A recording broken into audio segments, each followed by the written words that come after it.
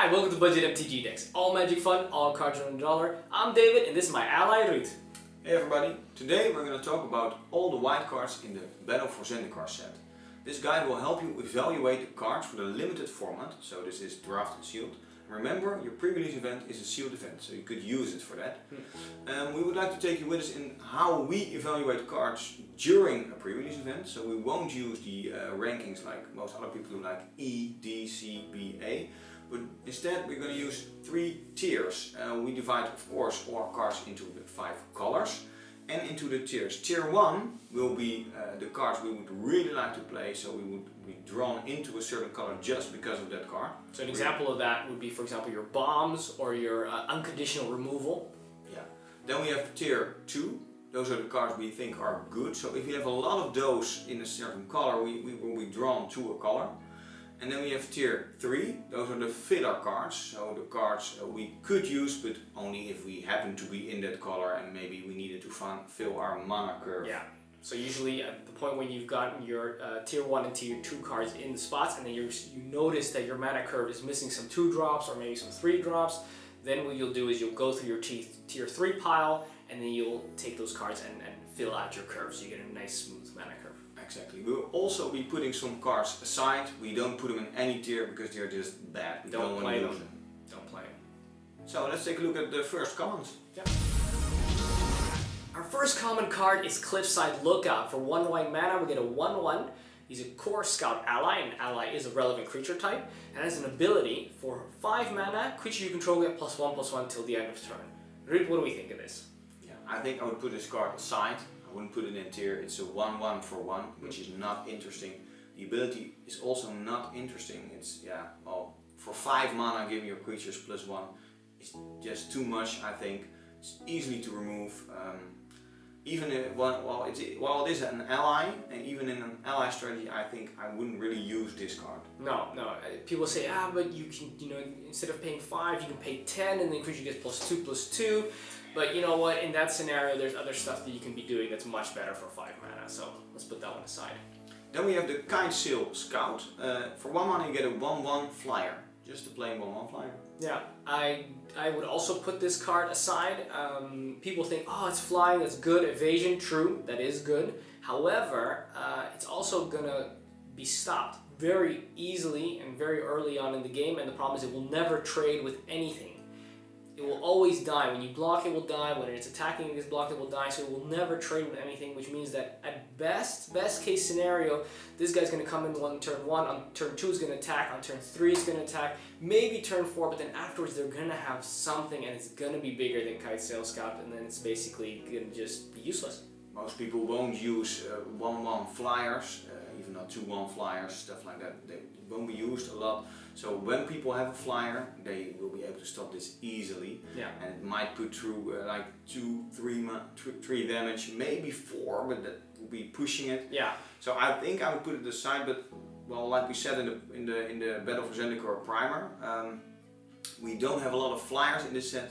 So if you would like to go for a flying strategy to aggro with flyers, it is possible to use, so maybe you could put it in tier 3 if I would feel goofy, but I think I would put it aside too. Well, at least you'll look goofy. Yeah, that's true. Alright, we go to the next card, Mouthsores Focus. For 1 mana, it's an instant, and it states that target creature gets +2/+2 until the end of turn, and also prevent all damage that will be dealt to that creature this turn by colorless creatures. I think this goes in tier 2 because it is a really good combat trick. I think so too. It's just for 1 mana +2, which isn't bad, and prevent damage that will be dealt from to the creature from colorless sources. There are a lot of colorless sources. There are over 70 colorless sources in this game. So you could actually gem block an Eldrazi with it. You could do that and survive. Well, it will survive most combats when it gets +2/+2. So most likely it will also be removal. It has a lot of uses. So I think I would put it into tier 2. Yeah. Agreed, very nice. Then we go to Angelic Gift. For 2 mana, it's an aura, and enchanted creature gains flying, pretty good, and when it enters the battlefield, draw a card. So it's a card that replaces itself. We decided to put this on tier 3 because it can be used as filler, but it's not very good. Auras are usually not very good because they 2-for-1 you. That's why people don't usually want to play auras. However, this one draws you a card as it enters the battlefield, so that's not relevant anymore. The only question that's relevant is whether paying 2 mana is enough to give a creature flying. Well, yeah, of course, like you said, it replaces itself. They can't really 2-for-1 you anymore.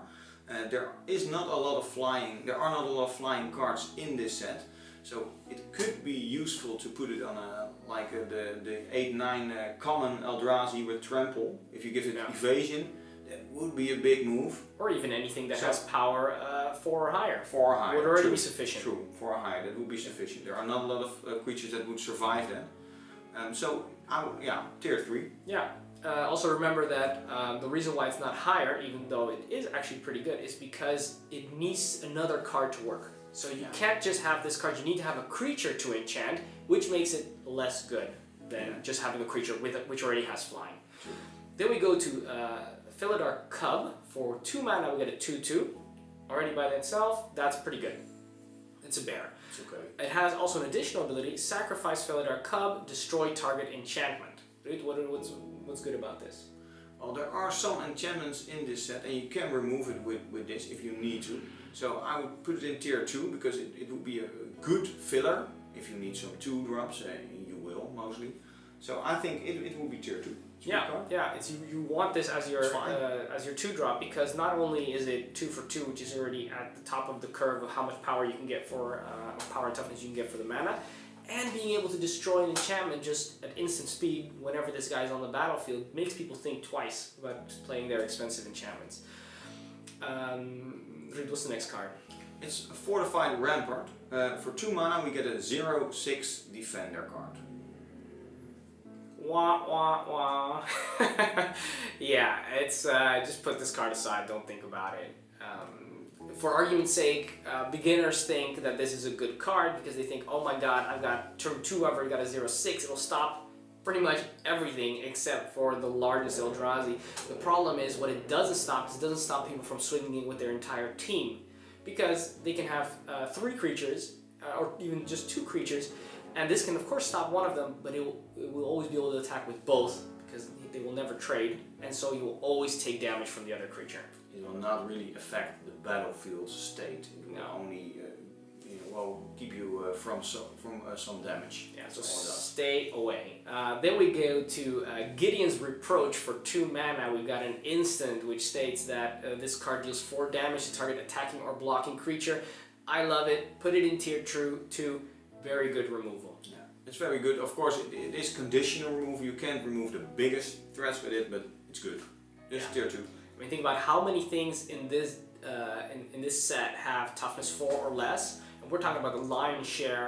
It'll stop, because it's only 2 mana as well. You can start removing stuff right at the beginning of the game.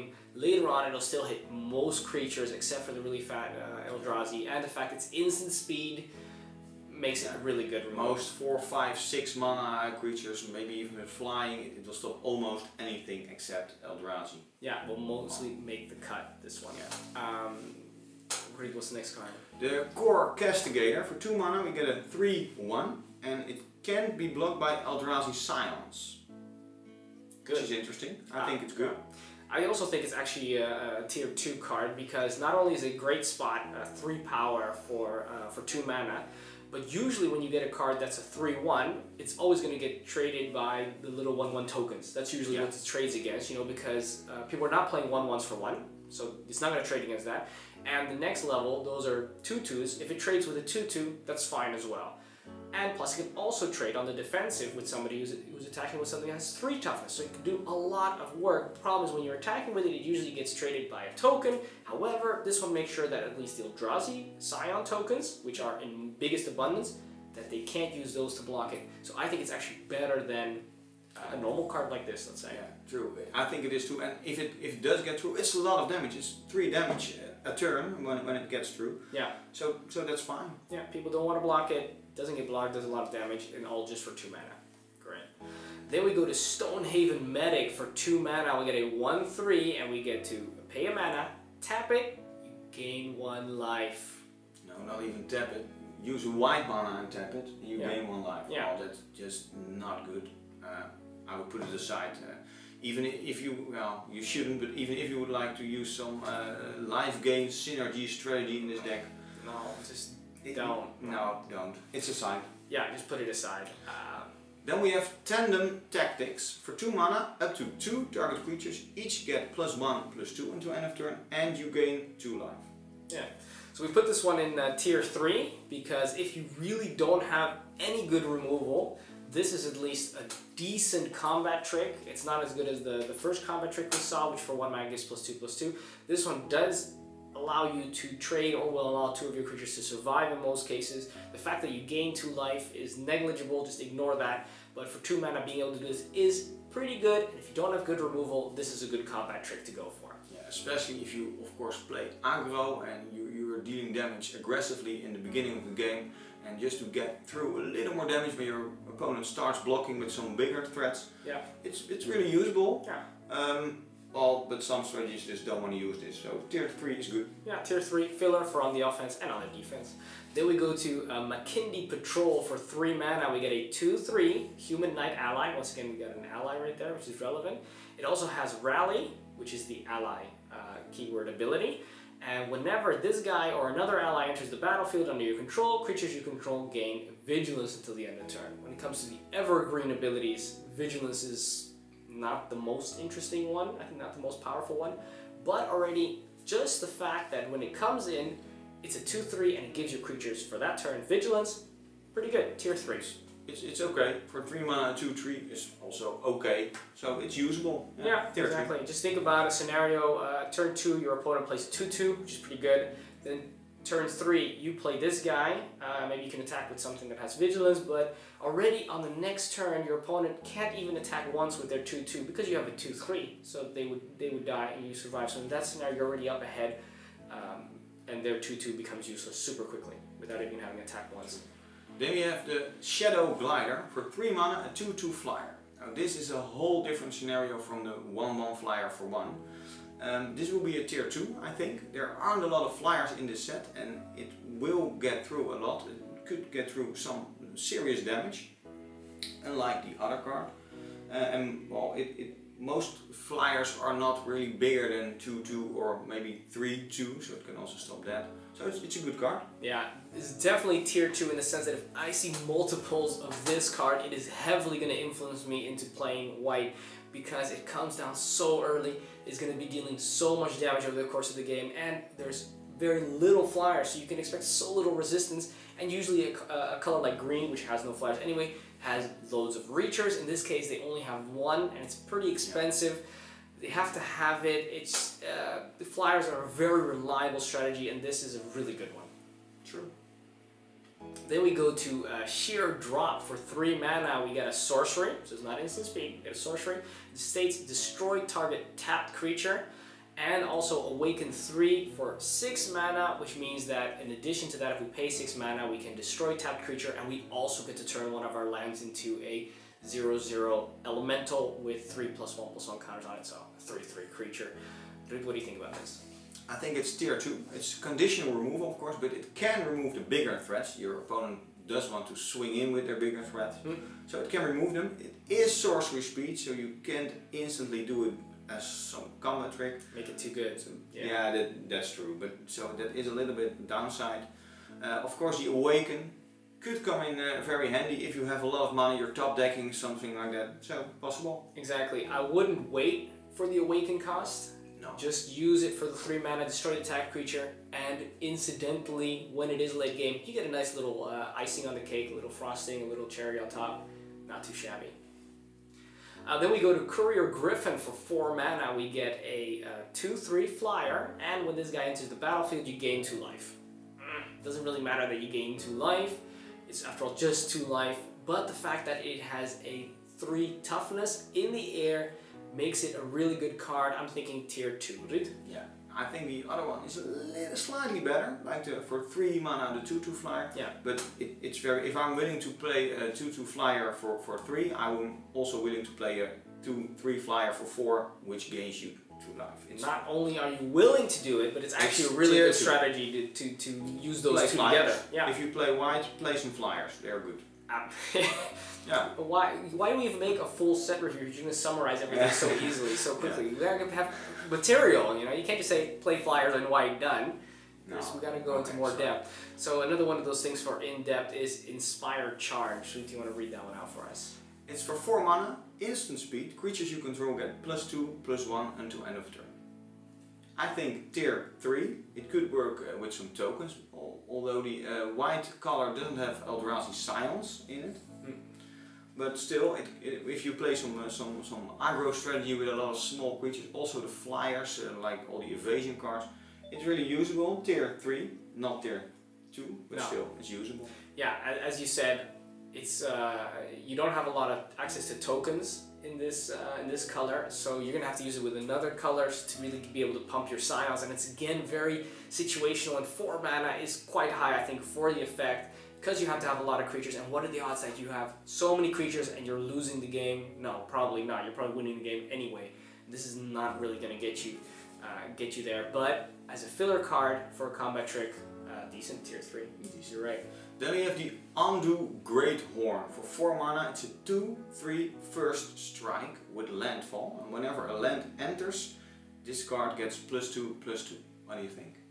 I think I like First Strike because it's a great ability also against creatures which have Death Touch. However, there's very few creatures with Death Touch in this set, and the fact that it already has a pretty big butt with 3 toughness, I think the First Strike is not going to make a big difference as a 2/3 First Strike. If the landfall triggers and you get to attack as a 4/5, that is going to do major damage, but once again, we talked about that. Do you want to have cards like this in your deck which are sometimes going to do great things and sometimes are not going to do anything? And that makes me hesitant, so instead of it being at the tier 2 because of how powerful it can be, I'm putting it in the tier 3. It's a good filler if you don't have something better, but it's not reliable enough to build a strategy around. Agreed.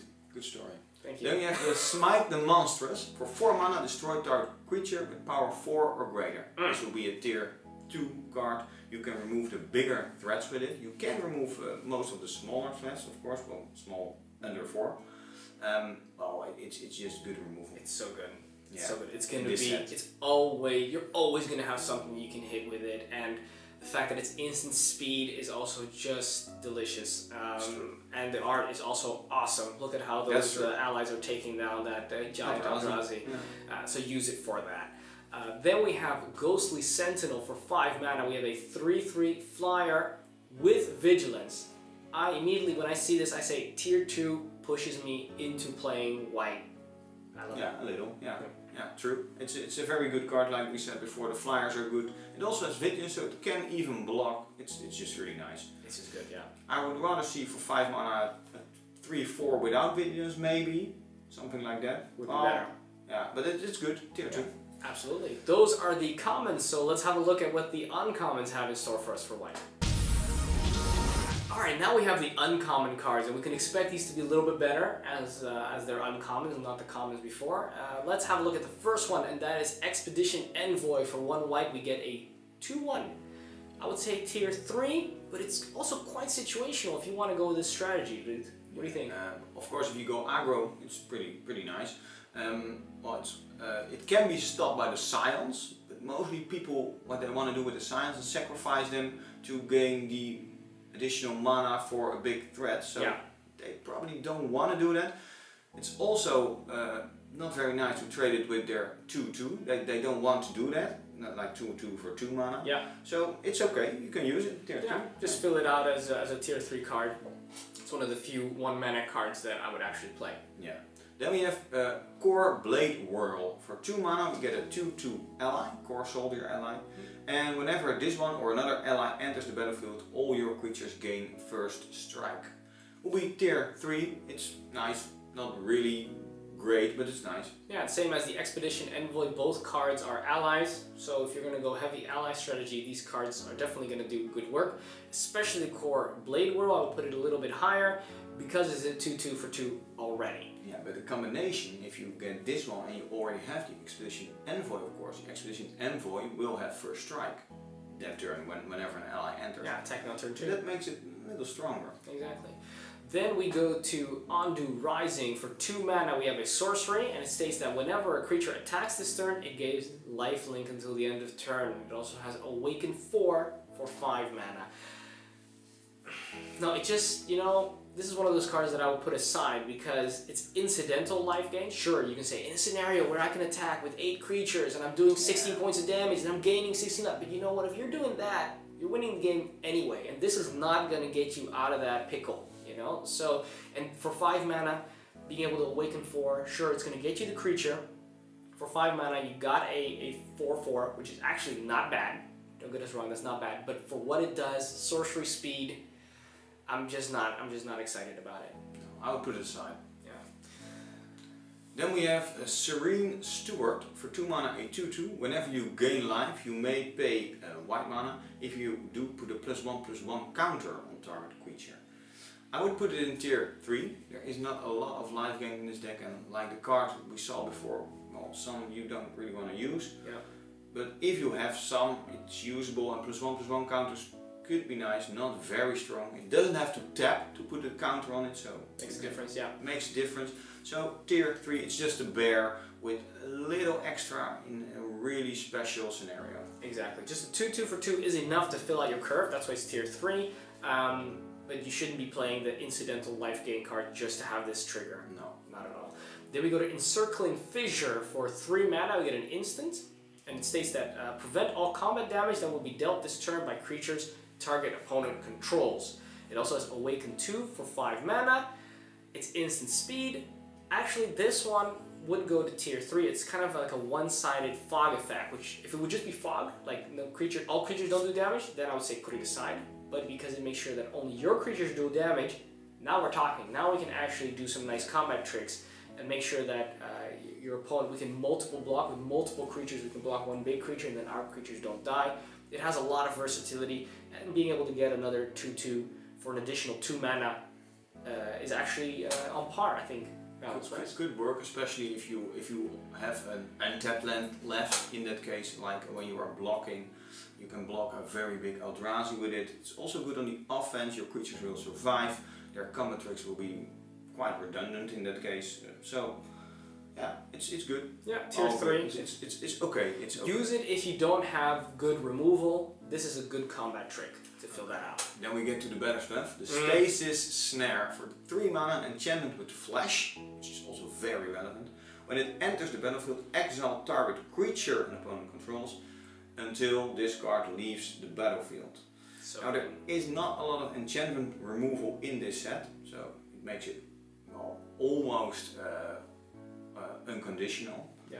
And well, exile something is just great in the set. It also has some extra abilities with exile in the set, and you can remove anything with it. It's a tier 1. If I have some of these, I will be really drawn to play white. Exactly. It only removes a creature, but we're talking draft and sealed, which means that all the big stuff you want to remove are going to be creatures. And this one comes in instant speed and just exiles it. So even if it's indestructible, it doesn't matter. It is, yeah, as I said, it is really, really good. It's really always play it. Then we go to Unified Front. For 4 mana, we get a sorcery with Converge. You put a 1/1 white core ally creature token onto the battlefield for each color of mana spent to cast this spell. So if you cast this for 4 mana, but all of it is white or colorless, you're going to get 1 guy. And if you're playing 2 colors, which is probably what you should be playing around, then you're going to get 2 1/1s for 4 mana. You know, I would put this card aside. Yeah, I might put it in tier 3. I might use it if I play 3 colors. If I don't have anything with 2 colors, I'm goofy, like we said before. So it could happen that I play 3 colors, but people will be like, huh, he's playing 3 colors? Well, yeah, I could. And then I could use it. 3 tokens for this price is doable. It's a shame that it's sorcery speed. I would like it if it would be instant speed. Give him some surprise. Yeah. But if I just play 2 colors, it's just instant aside for me. Yeah, and people say, okay, yeah, these are allies, so they're going to trigger your ally mechanics. However, most ally or most rally effects are redundant when they trigger multiple times. You know, like a creature get first strike, a creature get vigilance, that kind of stuff. There are some that do benefit, but then once again, you have to have both cards for it to be beneficial. I would much rather have this be 1/1 Eldrazi Scion tokens, because then at least they have the double function of being able to be sacrificed for mana. But you know what, that is a utopia that I would like to live in, and that's just not reality. Most likely I would also just, it doesn't make the cut, I think. No, exactly. Then we have a Retreat to Amelia. For 4 mana we get an enchantment with landfall, and when a land enters the battlefield under your control, you get to choose one, put a 1/1 ally creature token onto the battlefield, or your creatures get +1/+1 until end of turn. Yeah. It's usable, tier 3. It's not great because it's really conditional. Turn 4 it will come in, it will do nothing at all. Well, if you put it down turn 5, you could put it down and then drop a land. That could happen, but it won't do anything yet. Then you need to gain your lands, and I think it will only be good enough if you gain 3 lands after playing this. So if you get it late game, it's just stupid card. It's just dead in your hand. Yeah. So sure. Makes I it very think it conditional, wouldn't yeah. make the cut. Maybe you would even put it aside, I don't know. I don't like cards that don't do anything when they come in on the battlefield. However, we also have to realize that unlike draft and sealed, the game is a little bit slower. So you can also think to yourself, you know what, the game's going to go a little bit longer, and this card is going to gain me benefit from those lands which would otherwise be really dead when you top deck them. And in this case, now at least you get a little 1/1 guy, or you can pump your guy. So that's why it goes from being put aside to tier 3, because it actually it will help you in the race later on in the game. But I'm not too excited about it. Tier 3, filler out. Yeah. Then we go to Core and Tanglers. For 5 mana, we get a 3/4 ally again. As we see, there's a lot of allies in white. 3/4 is an okay body for 5 mana. And whenever this guy or another ally enters the battlefield under your control, you can tap target creature your opponent controls. This is one of those examples where having multiple allies come into the battlefield allows you to tap multiple creatures. You can get in for some damage. Okay as well. I would say tier 3. I'm not too excited to see it, but it's definitely playable. Yeah, if I've already seen that I will be playing white because I have a lot of good allies, I might put it in tier 2 because it's not a redundant effect when you play more allies in one turn. You can tap additional creatures. It's really offensive. You can't of course do that in the opponent's phase. In the opponent's turn, of course, because you can put down allies instant speed. But it's okay. 3/4 for 5. Okay. Yeah. It's an ally with a nice ability. Tap something, which is like a surprise when it comes in. So tier 3. Tier 3, yeah, very much so. Then we go to Royal's Retribution. For 5 mana, we get an instant. Royal's Retribution deals 5 damage divided as you choose among any number of target attacking or blocking creatures. Now normally you would say, this is tier 2, this is so good. However, we have to remember that our combat tricks, and this isn't a combat trick because people have to be attacking for it to work, we're going to be using those to destroy some really big stuff because people are not going to be attacking with all their 1/1s. If you're in a scenario where you can't handle somebody attacking you with 5 1/1 Eldrazi Scions, then you're losing anyway, and the fact that you require this card to win is just not handy. You should be able to stop 1/1s attacking you. So it's good, but it's not great, I guess. It's still removal, so Yeah. I think I would include it if I'm playing white. For 5 mana, I do 5 damage, divide as you choose. Okay, conditional, attacking, blocking. You can't really get rid of the really big threats, but is a downside in this set. But well, of course, tier 3. Yeah. Then we have the Angel of Renewal. I really like the card. For 6 mana, a 4/4 flyer. When it enters, you gain 1 life for each creature you control. Now that's not that relevant in this set. But 4/4 flyer, because you don't have a lot of flyers in this set, and actually 4 power is the highest flying power we see in this set. There are just 2 flyers which have 5 toughness. But this is a really, really great card. It's a really big problem for your opponent. If they can't deal with it, it's just a clock of, well, at least 5 turns when they have 20 life to start with. But yeah.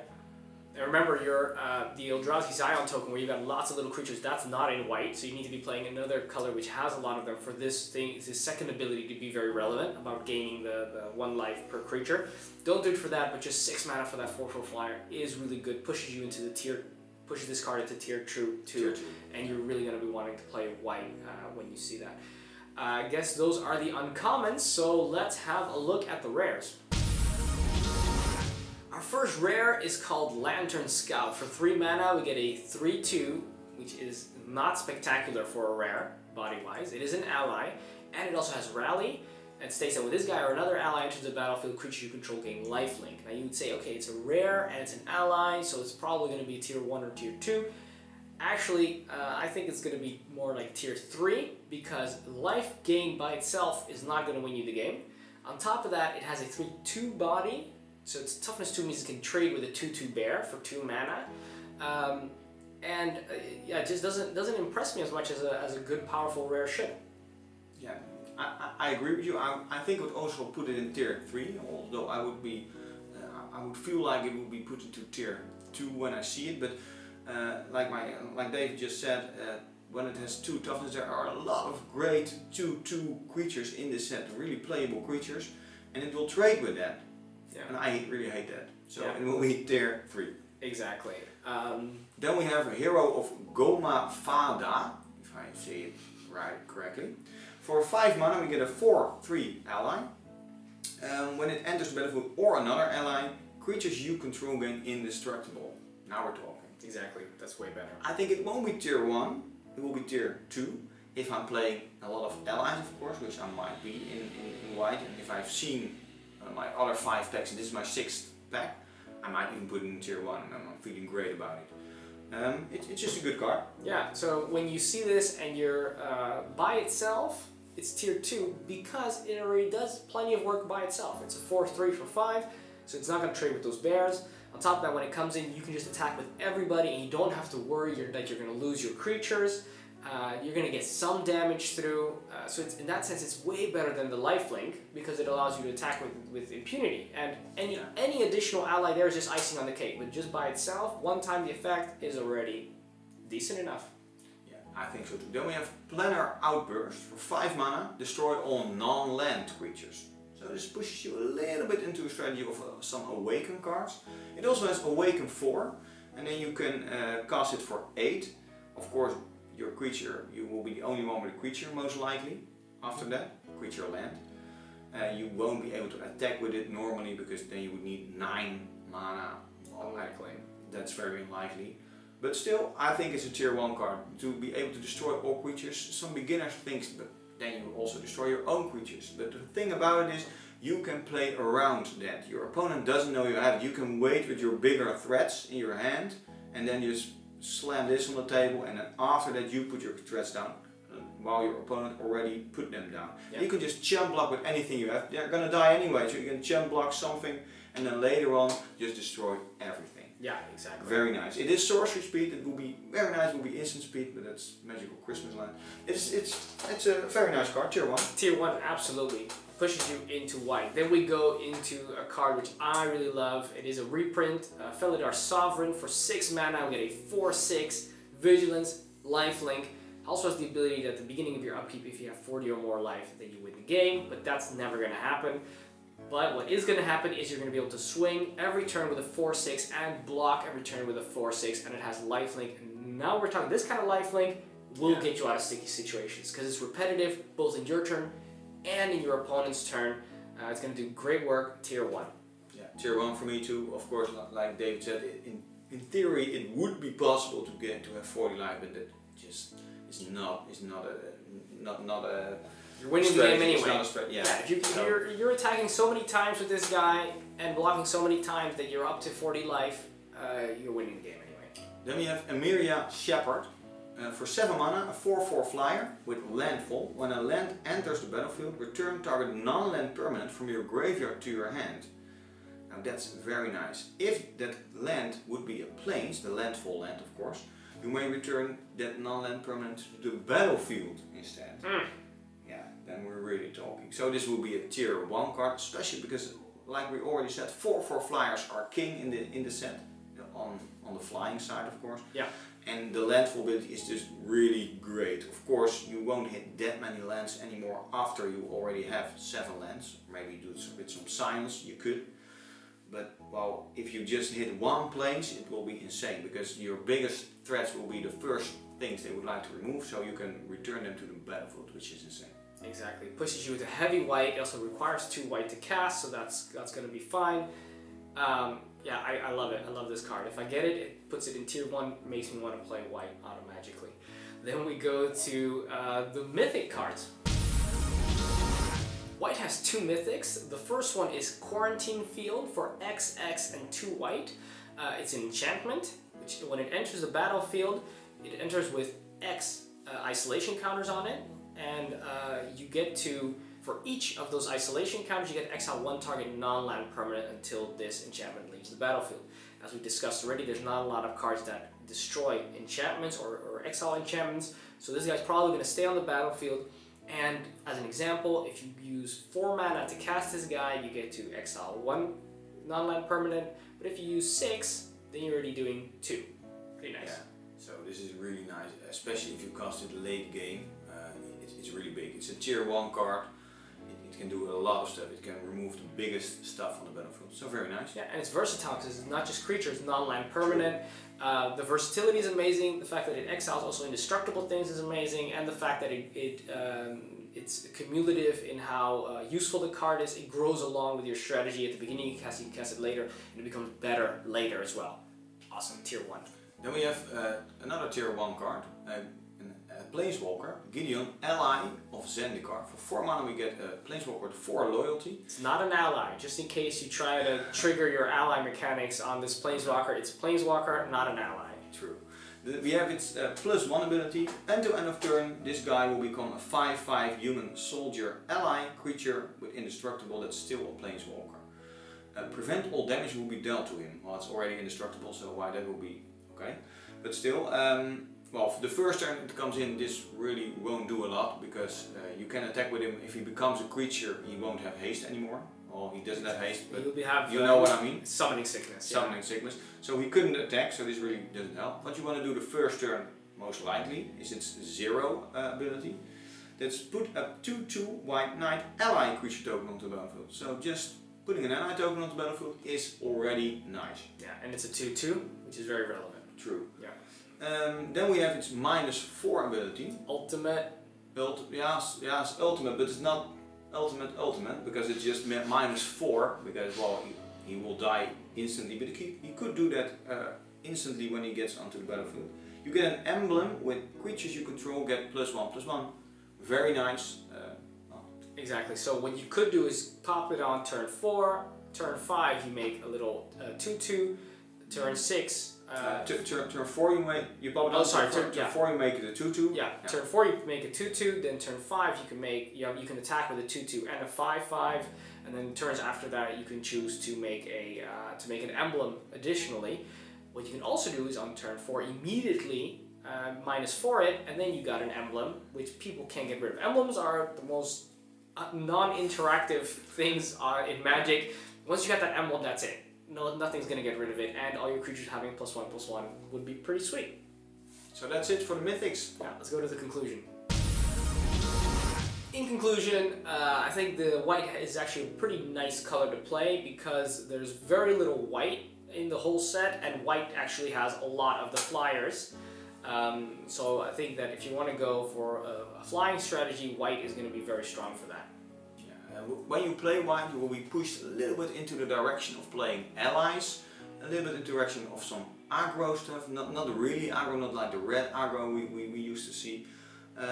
You'll be driven away a little bit from using a lot of exile stuff. It has some exile, but not the ingest stuff. It will also drive you away from playing Eldrazi Silence, because it doesn't have anything to do with that. No ramp or single shot ramp, of course. Yeah. So, well, it's a strategy, but it will drive you away from some other strategies. Yeah, which is the Eldrazi Silence, which is pretty nice. You're going to be driven away from that. What it does allow you to do is white has a lot of good common and uncommon removal spells. So it does give you good access to removal. So if you want to go allies and or flyers with some removal, white is going to have you covered in that area. Yeah, what you want to do, I think, is you just play your game with your allies, you just throw them on the table, and then when your opponent, most opponents will play their big threats, you remove them with your white removal stuff, your unconditional removal, or your removal that is able to get rid of big threats. And then just keep on swinging in with your guys. Yeah, and even some of the combat tricks can also be used in that way, because you're going to have a lot of allies which you can use with the combat tricks. Also, we're going to ask you to not forget to subscribe to our channel because it allows us to make more videos and lets us know if we're doing a good job. Also, you can comment and rate this video so we can have a discussion about all the white cards as you play with them during the pre-release and afterwards. Also, join us on Twitter and Facebook if you want to continue the discussion there. And also, after this jump, you're going to see a lot of other videos which are related to Battle for Zendikar, such as the other colors, and our guide, which you can where we talk about all the mechanics. So don't forget to watch that. Thanks for watching. I'm David, and I'm Ruud, and this was Budget MTG Decks.